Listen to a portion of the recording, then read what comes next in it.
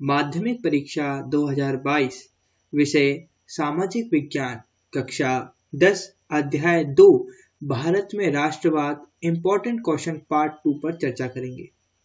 Part 1 में हमने अध्याय 1 यूरोप में राष्ट्रवाद का उदय इस पर चर्चा करी थी, 50 प्रश्नों को कंप्लीट करा और आज हमारा अध्याय 2 है भारत में राष्ट्रवाद का उदय।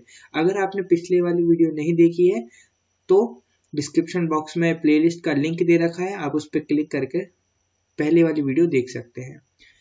हम 50 ऐसे क्वेश्चनों पर चर्चा करने वाले हैं जो आपके एग्जाम में आपको दिखेंगे।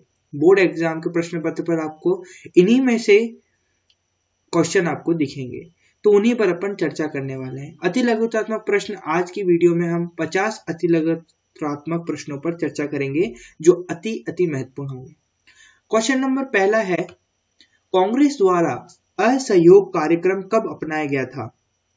तो इसका आंसर हो जाएगा दिसंबर 1920 में नागपुर में। ठीक है, कांग्रेस द्वारा असहयोग कार्यक्रम कब अपनाया गया था? दिसंबर 1920 नागपुर में। ठीक है, दूसरा क्वेश्चन है, भारतीय राष्ट्रीय कांग्रेस की स्थापना कब हुई थी? भारतीय राष्ट्रीय कांग्रेस की स्थापना कब हुई थी? उत्तर है 1885। उत्तर है 1885। तीसरा है, गांधी जी ने किस वर्ष बिहार के चंपारण इलाके का दौरा किया था? गांधी जी ने किस वर्ष बिहार के चंपारण इलाके का दौरा किया था? तो इसका उत्तर हो जाएगा 1917। बेहद इंपॉर्टेंट क्वेश्चन है। अगर आपको वीडियो अच्छी लगती है तो वीडियो को लाइक करें, चैनल को सब्सक्राइब करें और आपको अगर कोई भी त्रुटि लगती है इस वीडियो में तो आप निसंदेह तौर पर हमें कमेंट लिख सकते हैं। चौथे क्वेश्चन पर आगे बढ़ते हैं। चौथा क्वेश्चन है, असहयोग आंदोलन के दौरान अवध में किसानों का नेतृत्व किसने किया? असहयोग आंदोलन के दौरान अवध में किसानों का नेतृत्व किसने किया? तो इसका सही उत्तर हो जाएगा बाबा रामचंद्र ने। किसने किया था? बाबा रामचंद्र ने। पांचवा क्वेश्चन है, महात्मा गांधी दक्षिण अफ्रीका से भारत कब लौटे? बेहद इंपॉर्टेंट क्वेश्चन। महात्मा गांधी दक्षिण अफ्रीका से भारत कब लौटे? तो वो लौटे थे 1915 में। कब लौटे थे? 1915 में। छठा क्वेश्चन है, गांधी इरविन समझौता कब हुआ? इसको आप टिक लगा लीजिए। गांधी इरविन समझौता कब हुआ? तो गांधी इरविन समझौता 5 मार्च 1931 में हुआ था। कब हुआ था? 5 मार्च 1931 में। सातवां क्वेश्चन है, जलियांवाला बाग हत्याकांड किस वर्ष हुआ था? जलियांवाला बाग हत्याकांड किस वर्ष हुआ था? तो इसका उत्तर हो जाएगा जलियांवाला बाग हत्याकांड 13 अप्रैल 1919 में हुआ था। आठवां क्वेश्चन हो जाएगा, भारत में आधुनिक राष्ट्रवाद का विकास जैसा कि वियतनाम में है, इनमें से किससे निकटता से जुड़ा है? मैंने आपको बताया वस्तुनिष्ठ प्रश्न और अति लघुतात्मक प्रश्न ये वीडियो देखने से आपके बिल्कुल कंप्लीट हो जाएंगे। ठीक है, तो भारत में आधुनिक राष्ट्रवाद का विकास जैसा कि वियतनाम में है, इनमें से किससे निकटता से जुड़ा है? तो आपके 3 पॉइंट है इसमें। पहला है, उपनिवेशवाद के तहत उत्पीड़न की भावना से जुड़ा हुआ है।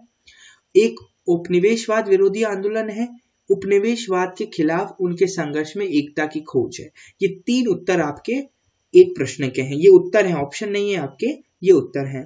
आगे बढ़ते हैं। 9वां क्वेश्चन है आपके पास, 1920 के दशक में भारतीय राजनीति को आकार देने वाली 2 घटनाएं थीं। वो 2 घटनाएं थीं, ब्रिटेन में टोरी सरकार द्वारा साइमन कमीशन की स्थापना जिसमें एक भी भारतीय सदस्य नहीं था, पहली तो ये थी। दूसरी थी विश्वव्यापी आर्थिक मंदी जिसके कारण कृषि कीमतों में गिरावट आई। तो ये 2 घटनाएं ऐसी थीं जिसमें 1920 के दशक में भारतीय राजनीति को आकार देने वाली। भारतीय राजनीति को आकार कैसे मिला, भारतीय राजनीति कैसे बनी, वो 2 घटनाएं थी जिन्होंने भारतीय राजनीति को आकार दिया। वो 2 घटनाएं कौन कौन सी थी आपके सामने लिखा हुआ।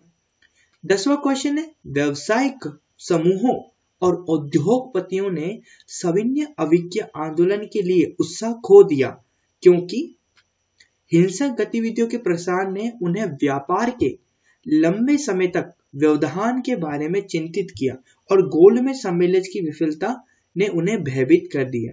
तो इसका सही उत्तर क्या हो जाएगा, ये जो लिखा हुआ है। नेक्स्ट क्वेश्चन है, आंध्र के गुडेम हिल्स में किसानों का नेता था। आंध्र के गुडेम हिल्स में किसानों का नेता कौन था? अल्लूरी सीताराम राजू। कौन था? अल्लूरी सीताराम राजू। ठीक है। नेक्स्ट क्वेश्चन है 12वां, 1930 में मुस्लिम लीग के अध्यक्ष कौन थे? 1930 में मुस्लिम लीग जो था उसके अध्यक्ष कौन थे? सर मोहम्मद इकबाल। कौन थे? सर मोहम्मद इकबाल। ध्यान से समझना, 1930 में मुस्लिम लीग के अध्यक्ष कौन थे? सर मोहम्मद इकबाल। 13वां है, उस सन्यासी का नाम बताइए जो फिजी में एक गिरमिटिया मजदूर था। उस सन्यासी का नाम बताइए जो फिजी में एक गिरमिटिया मजदूर था। तो वो कौन था? बाबा रामचंद्र। बाबा रामचंद्र जो थे वो गिरमिटिया मजदूर थे फिजी में। ठीक है। नेक्स्ट क्वेश्चन की ओर बढ़ते हैं। 14 क्वेश्चन है, असम में बागान श्रमिकों पर असहयोग आंदोलन का क्या प्रभाव पड़ा? असम में बागान श्रमिकों पर असहयोग आंदोलन का क्या प्रभाव पड़ा? तो इसका उत्तर हो जाएगा, वे बागानों को छोड़कर घर की ओर चले गए। वो क्या हुए? वो बागानों को छोड़कर घर की ओर चले गए। ये प्रभाव पड़ा था। 15वां है, निम्नलिखित में से कौन प्रसिद्ध उपन्यास आनंद मठ के लेखक थे? वेरी वेरी इंपॉर्टेंट क्वेश्चन है, इसको तो आप रट लीजिए कि निम्नलिखित में से कौन प्रसिद्ध उपन्यास आनंद मठ के लेखक थे? तो आनंद मठ के लेखक कौन थे? बंकिम चंद्र चट्टोपाध्याय। बंकिम चंद्र चट्टोपाध्याय आनंद मठ के लेखक थे। और आनंद मठ क्या था? एक उपन्यास था। ठीक है। 16वां क्वेश्चन है, निम्नलिखित में से कौन भारत के स्वतंत्रता संग्राम के दौरान गठित स्वराज पार्टी से जुड़े थे? कौन जुड़े हुए थे? मोतीलाल नेहरू और सीआर दास। ये दो आपको याद रखने हैं, मोतीलाल नेहरू और सीआर दास। 17वां क्वेश्चन है, वंदे मातरम गीत किसके द्वारा रचित है? वंदे मातरम गीत किसके द्वारा रचित था? वेरी इंपॉर्टेंट क्वेश्चन है। बंकिम चंद्र चट्टोपाध्याय। इसका भी आंसर क्या होना चाहिए? बंकिम चंद्र चट्टोपाध्याय। देखिए, बंकिम चंद्र चट्टोपाध्याय इसका सही आंसर है। 18 क्वेश्चन है अपने पास, खेड़ा जिले के किसान राजस्व का भुगतान नहीं कर सकते थे क्योंकि वे इनमें से किससे प्रभावित थे? खेड़ा जिले के किसान राजस्व का भुगतान नहीं कर सकते थे क्योंकि वे इनमें से किससे प्रभावित थे? वो प्रभावित थे 3 चीजों से, अत्यधिक गरीबी, फसल की विफलता और एक प्लेग महामारी। ये इन 3 बातों से जो खेड़ा जिले के किसान थे वो राजस्व का भुगतान कर पाने में असफल थे। क्या कारण थे? 3 कारण, अत्यधिक गरीबी, फसल की विफलता और एक प्लेग महामारी। ठीक है।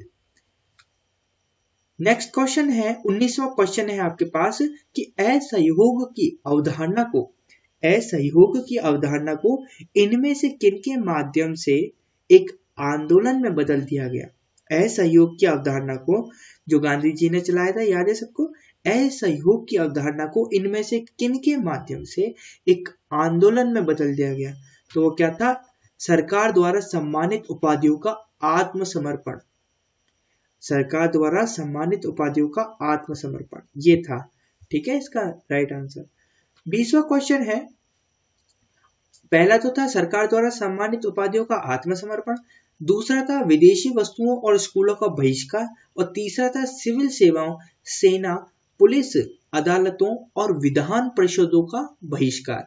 जो भी सरकार, जो ब्रिटिश सरकार थी उसके द्वारा चलाए गए जो भी नियम थे, जो भी चीजें थी, उनका क्या करना? त्याग करना। यही तो असहयोग आंदोलन की नींव थी, है ना। 20वां क्वेश्चन है, 1928 में साइमन कमीशन भारत क्यों भेजा गया था? 1928 में साइमन कमीशन भारत क्यों भेजा गया था? तो इसका उत्तर हो जाएगा, क्योंकि भारतीय संवैधानिक प्रणाली के कामकाज को देखने और सुधारों का सुझाव देने के लिए। साइमन कमीशन भारत क्यों भेजा गया था 1928 में? भारतीय संवैधानिक प्रणाली के कामकाज को देखने के लिए और सुधारों का सुझाव देने के लिए कि कौन कौन से सुझाव दिए जा सकते हैं सुधार के रिगार्डिंग। 21वां प्रश्न है, विभिन्न समुदायों, क्षेत्रों या भाषाओं से संबंधित भारतीय लोगों ने सामूहिकता की भावना कैसे विकसित की? विभिन्न समुदायों, क्षेत्रों या भाषाओं से संबंधित भारतीय लोगों ने सामूहिकता की भावना कैसे विकसित की? तो 3 बातों से उन्होंने ये जो सामूहिकता है उसकी भावना को विकसित किया। पहली थी संघर्ष के एकजुट अनुभव के माध्यम से, दूसरा था सांस्कृतिक प्रक्रिया के माध्यम से, तीसरा था भारतीय लोक कथाओं के माध्यम से। ठीक है, 22वां प्रश्न की ओर बढ़ते हैं। 22वां प्रश्न है, 1931 के गांधी इरविन समझौते के बारे में निम्नलिखित में से कौन सा कथन सही नहीं है? तो आपको कुछ कथन दिए जाएंगे, उनमें से आपको पहचानना है कि कौन सा कथन सही नहीं है। तो मैं गलत कथन आपके सामने रखता हूं। ब्रिटिश सरकार स्वतंत्रता देने के लिए सहमत हो गई। ब्रिटिश सरकार स्वतंत्रता देने के लिए सहमत हो गई, ये गलत कथन है। ठीक है, आगे बढ़ते हैं। 23 क्वेश्चन है आपके पास। तो 23वां क्वेश्चन है, गांधी जी दक्षिण अफ्रीका से वापस कब आए? गांधी जी दक्षिण अफ्रीका से कब वापस आए? तो 1915 में वो दक्षिण अफ्रीका से वापस आए थे गांधी जी। नेक्स्ट है, गांधी जी दक्षिण अफ्रीका से वापस कब आए? ये रिपीट हो गया है क्वेश्चन। ठीक है, आगे अपन 25वां क्वेश्चन देखते हैं। उस स्थान का नाम लिखिए जहां 1918 में सूती मिल मजदूरों की शुरुआत हुई थी। सूती मिल मजदूरों की शुरुआत हुई थी, तो अहमदाबाद नाम है। ठीक है, उस स्थान का नाम लिखिए जहां पर 1918 में सूती मिल मजदूरों की शुरुआत हुई थी, तो इसका सही उत्तर हो जाएगा अहमदाबाद। आप इन प्रश्नों को लिख सकते हैं चाहे तो। 26वां प्रश्न, रॉलेट एक्ट किस वर्ष पारित किया गया था? रॉलेट एक्ट किस वर्ष पारित किया गया था? तो 1919 में रॉलेट एक्ट पारित हुआ था। 27वां क्वेश्चन है, उस स्थान का नाम लिखिए जहां जनरल डायर ने गोली चलाने का आदेश दिया था। या फिर इसको ऐसा भी पूछ सकता है कि जलियांवाला बाग हत्याकांड किस स्थान पर हुआ था? तो वो हुआ था अमृतसर में। कहां हुआ था? अमृतसर। 28वां क्वेश्चन इस प्रकार से है आपके पास कि जलियांवाला बाग हत्याकांड कब हुआ था? जलियांवाला बाग हत्याकांड कब हुआ था? तो वो हुआ था अप्रैल 1919, 13 अप्रैल 1919 में हुआ था ये। ठीक है ना। अब 29वां क्वेश्चन है, उस स्थान का नाम बताइए जहां मार्च 1919 में खिलाफत समिति का गठन किया गया था। तो बॉम्बे में खिलाफत समिति का गठन हुआ था मार्च 1919 में। 30वां क्वेश्चन है, दिसंबर 1920 में कांग्रेस का अधिवेशन कहाँ हुआ था? कांग्रेस का अधिवेशन कहाँ हुआ था? तो वो हुआ था नागपुर में। कहाँ हुआ था? नागपुर में। 31वां क्वेश्चन है, असहयोग आंदोलन किस वर्ष शुरू किया गया था? असहयोग आंदोलन किस वर्ष शुरू किया गया था? 1920 में। कब? 1920 में। 32वां क्वेश्चन है, उस स्थान का नाम लिखिए जहां असहयोग आंदोलन हिंसक हो गया। तो वो था चौरी चौरा गोरखपुर। इस स्थान पर जो असहयोग आंदोलन था वो कैसा हो गया था? हिंसक हो गया था। 33वां क्वेश्चन है, चौरी चौरा कांड किस वर्ष हुआ था? चौरी चौरा जो कांड था वो किस वर्ष हुआ था? 1922 में। कब हुआ था? 1922। नेक्स्ट क्वेश्चन है 34वां क्वेश्चन, निम्नलिखित में से कौन स्वराज पार्टी के संस्थापक हैं? तो 2 थे ये, चित्तरंजन दास और मोतीलाल नेहरू। चित्तरंजन दास और मोतीलाल नेहरू। 35वां है, भारत में साइमन कमीशन का आगमन किस वर्ष हुआ था? तो 1928 में भारत में साइमन कमीशन का आगमन हुआ था। ठीक है।